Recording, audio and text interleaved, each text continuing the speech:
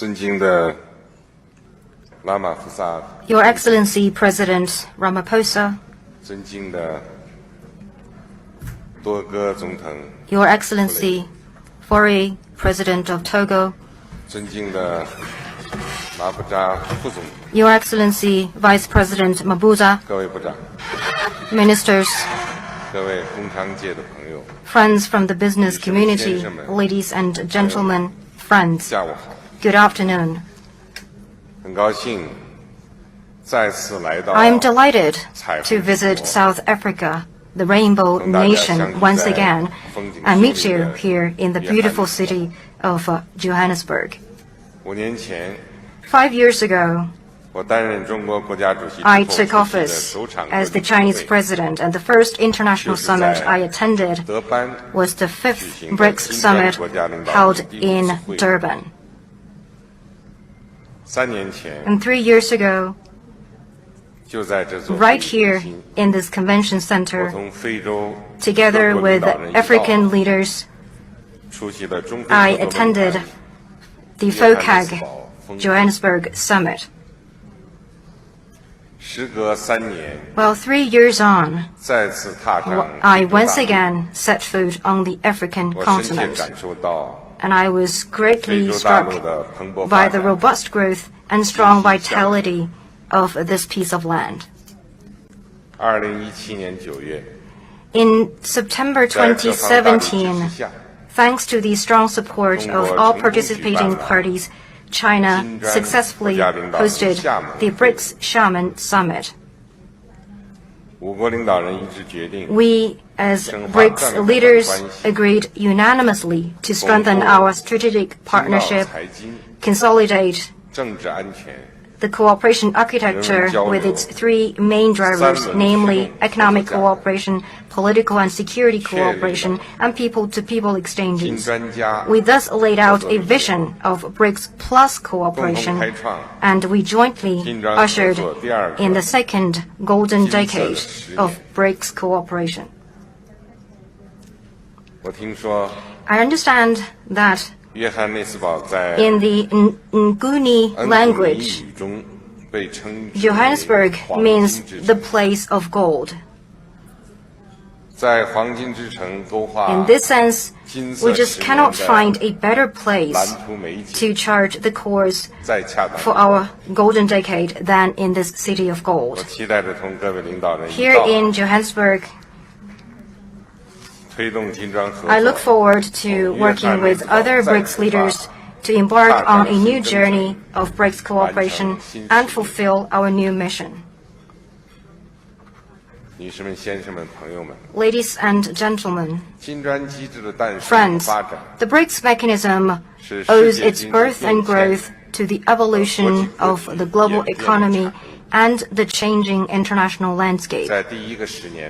The first decade saw BRICS cooperation getting off the ground and bearing rich fruit. Our 5 BRICS countries, guided by the BRICS spirit of openness, inclusiveness, and win-win cooperation, have deepened our collaboration, enhanced our solidarity and mutual trust, improved the lives of our peoples, and made our bond of interest and friendship even closer. It is fair to say that our cooperation has contributed much to the global economic recovery and growth. Today, we are witnessing major changes unfolding in our world, something unseen in a century. For us emerging markets and developing countries, this is a world of both opportunities and challenges. We should put the pursuit of BRICS cooperation in the historical process of global transformation, and we should put the development of our own countries in the historical course of promoting common development of BRICS countries and other countries in the world, thus making new advances in the next golden decade. The next decade will be a crucial one in which new global growth drivers will take the place of old ones. A new round of revolution and transformation in science, technology, and industries, featuring artificial intelligence, big data, quantum information, and biotechnology, are gaining momentum. They are giving birth to a large number of new industries and business forms and models, and they will fundamentally change global development and people's work and lives. We must seize this important opportunity to enable emerging markets and developing countries to achieve leapfrog development. The next decade will see faster changes in the international landscape and the international alignment of forces. Emerging markets and developing countries already contribute 80% of global economic growth.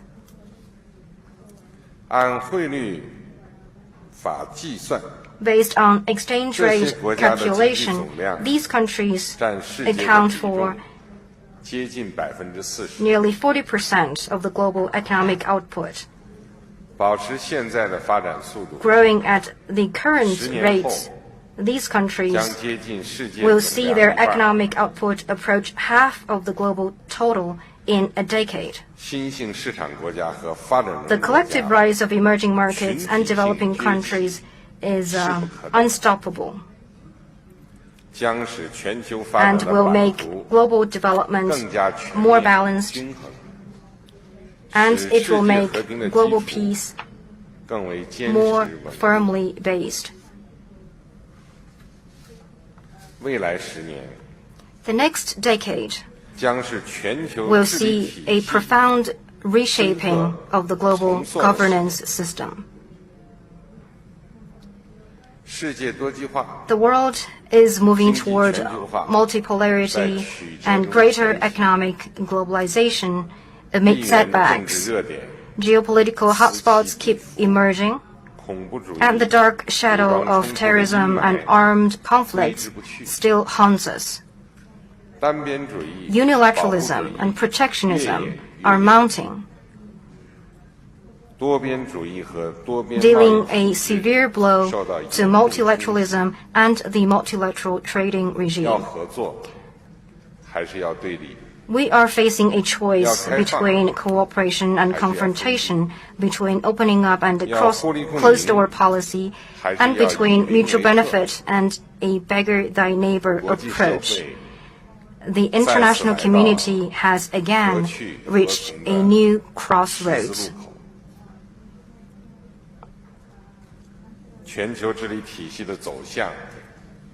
The evolution of global governance system will have a profound impact on the development of all countries, particularly emerging markets and developing countries, and indeed on the prosperity and stability of the whole world. We BRICS countries should keep abreast of the historical trend, seize development opportunities, jointly meet challenges, and play a constructive role in building a new type of international relations and a community with a shared future for mankind.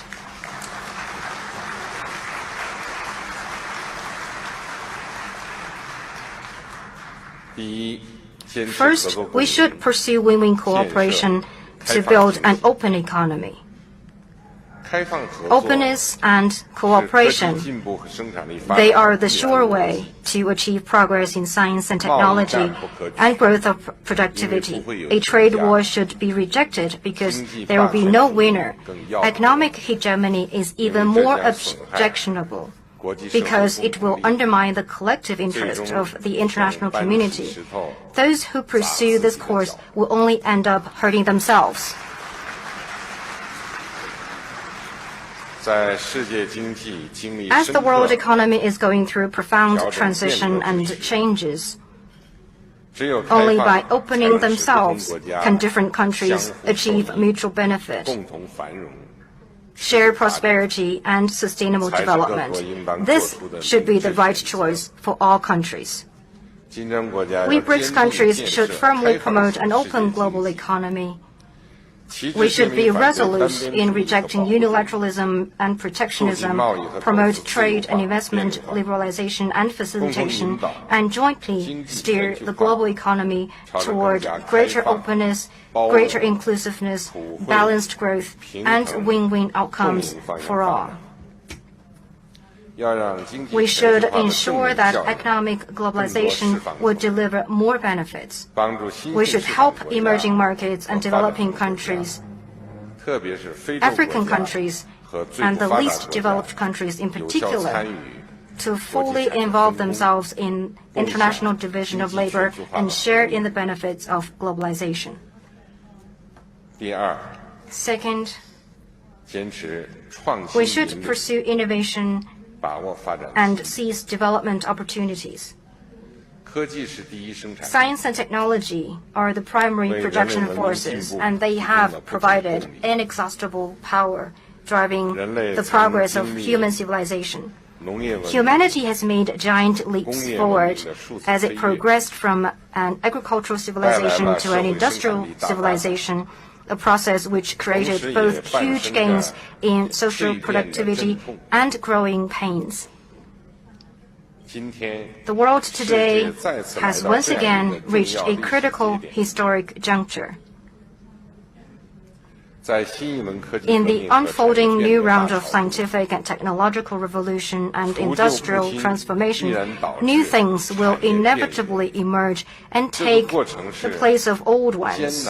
Indeed, this will be a difficult and painful process.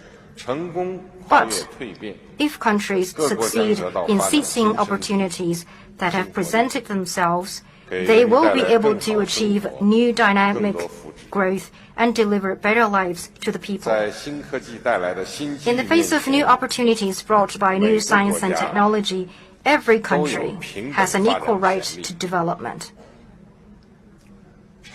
Those who fail to keep abreast of the trend of the times will fall behind and become irrelevant.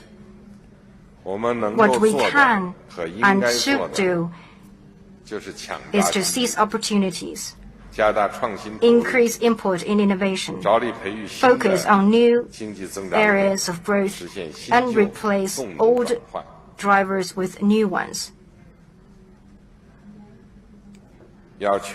We should endeavor to advance structural reform, remove all institutional barriers to innovation, and fully unlock innovation potential and energize the market. We should develop a global perspective, boost international exchanges and cooperation in innovation, fully leverage each other's comparative strengths and resource endowment so as to enable more countries and people to benefit from scientific and technological advances. At the same time, we should ease the impact of application of information technology, automation, and smart technology on traditional industries. And we should create new job opportunities in the process of fostering new industries. Third, we should pursue inclusive growth to deliver benefits to people of all countries. Uneven and insufficient development is a common challenge facing all countries. There is a gap between developed countries and emerging markets and developing countries, i.e. the North-South gap remains huge. And there are also development gaps of varying degrees within countries.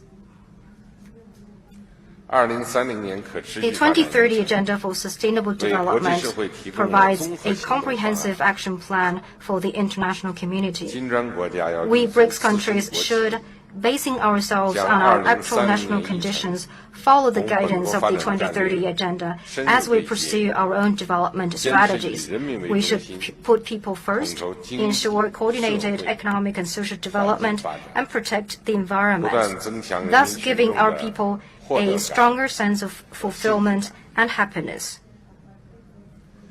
We should ensure harmony between man and nature and encourage the international community to fully implement the Paris Agreement. We should treat nature with awe and do more to foster an ecological system conducive to green development. It is necessary to promote international development cooperation, urge developed countries to fulfill their promises on official development assistance, and urge them to increase support to developing countries. Africa is home to more developing countries than any other continent, and Africa has more development potential than any other region in the world. We should strengthen cooperation with Africa, support its development, and make BRICS Africa cooperation a model for South-South cooperation.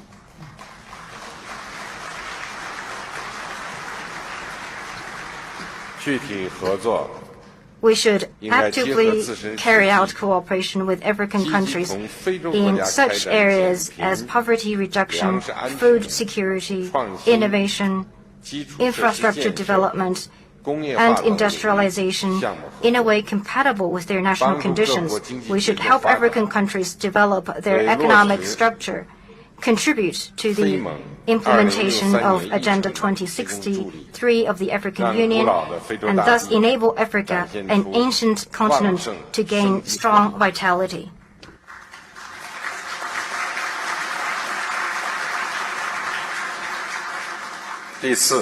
Fourth, we should uphold multilateralism and improve global governance. An enabling and stable external environment is crucial for the development of all countries, especially emerging markets and developing countries. Obviously, the current international order is not a perfect one. But as long as it is rule-based, aims to be equitable, and pursues win-win outcomes as its goal, such an international order should not be discarded as one pleases, still less should it be dismantled and restructured. We BRICS countries must uphold multilateralism. We should urge all parties to fully observe collectively adopted international rules, and we should treat all countries as equals, regardless of their size, address issues that matter to all through consultation, and oppose hegemony and power politics. We should promote common, comprehensive, cooperative, and sustainable security, get actively involved in mediation efforts for resolving geopolitical hotspot issues. It is important for us to firmly support the multilateral trading regime, advance global economic governance reform, and increase the representation and voice of emerging markets and developing countries. When new rules are made on such issues as innovation, trade and investment, and intellectual property protection, or on new frontiers, including cyberspace, outer space, or the polar regions, we should make sure that the views of emerging markets and developing countries are heeded, their interests and demands are taken into consideration, and there are sufficient opportunities for their development. Ladies and gentlemen, friends, this year marks the 40th anniversary of China's reform and opening up. Success only comes through hard work.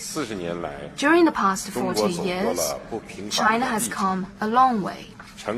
With strenuous efforts, China has blazed the path of building socialism with distinctive Chinese features.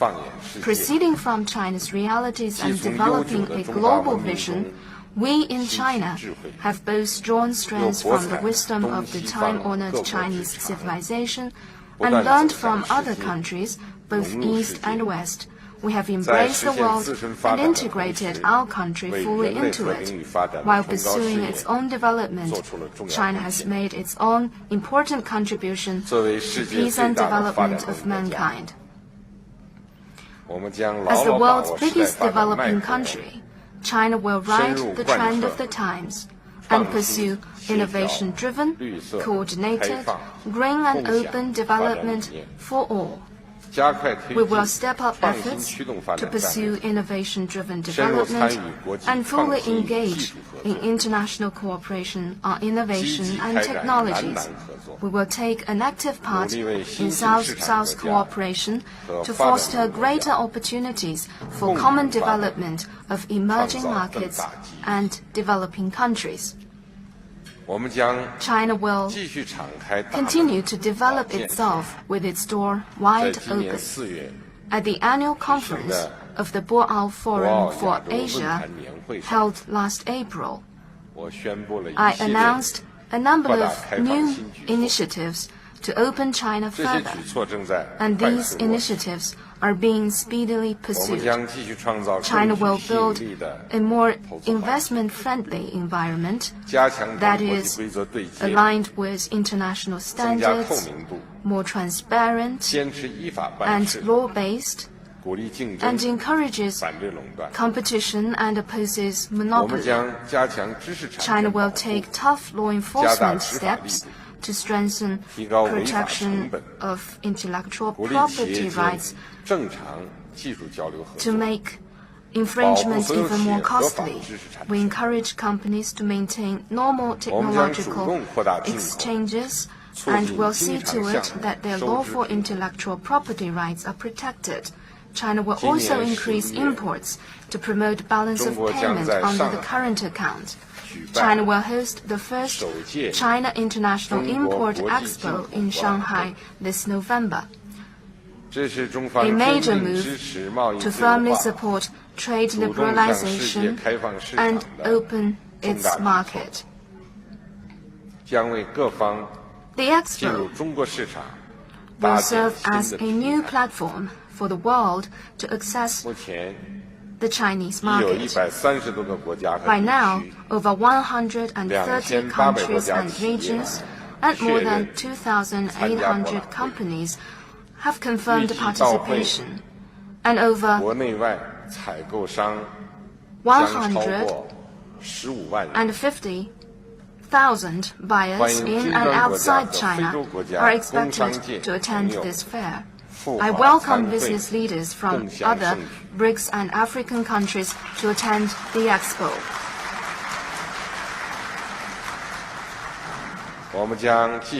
China will continue to vigorously pursue the Belt and Road Initiative to create new opportunities of social and economic development for participating countries and for them to implement the UN 2030 Agenda. The Belt and Road Initiative, guided by the principle of seeking shared benefits through extensive consultation and joint contribution, originated in China but belongs to the world. It is our sincere hope that other BRICS countries, African countries, and other emerging markets and developing countries will forge strong partnerships with this initiative so that its benefits will reach more countries and their peoples. China and African countries are destined to be good friends, good brothers, and good partners. And China-Africa cooperation stands as a fine example of South-South cooperation. This coming September will see a reunion of China and African countries at the summit of the Forum on China-Africa Cooperation in Beijing. Themed on China and Africa toward an even stronger community with a shared future through win-win cooperation, the Beijing summit aims to enhance complementarity between China-Africa joint efforts to pursue the Belt and Road Initiative, the 2030 Agenda and the 2063 Agenda on the one hand, and the development strategies of African countries on the other. This will enable China and Africa to pursue high-quality and high-standard cooperation for mutual benefit and common development. Ladies and gentlemen, friends, business cooperation is the most important and fruitful aspect of BRICS cooperation. Thanks to our joint efforts, new advances have been made in this cooperation this year. We BRICS countries will forge a partnership on the new industrial revolution, which involves more coordination of macroeconomic policies, closer cooperation on innovation and industrialization, and joint efforts to accelerate economic upgrading and the replacement of growth drivers. Our 5 BRICS countries have also made good progress in cooperation on trade facilitation, service trade, e-commerce, intellectual property rights, and in other fields. These steps will enable us to seize opportunities and meet challenges in a changing world and enrich the BRICS economic partnership strategy. The business community is the mainstay of BRICS economic cooperation and a dynamic force driving it. As business leaders, you have a great role to play in shaping the second golden decade of BRICS cooperation. I hope that you will fully leverage your strengths to enhance win-win cooperation for common development between our 5 countries. As business leaders, you should take bold steps to explore new ground in pursuing reform and innovation.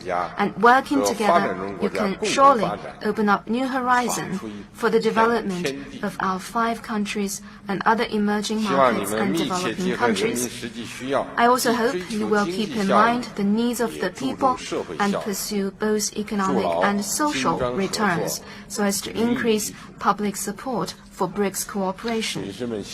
Ladies and gentlemen, friends, this year marks the centenary of the birth of Nelson Mandela. Let me quote one of his famous sayings.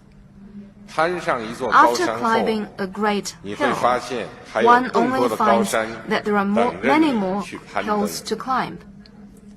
Indeed, the history of BRICS cooperation is a journey of our 5 countries climbing great hills only to reach new heights.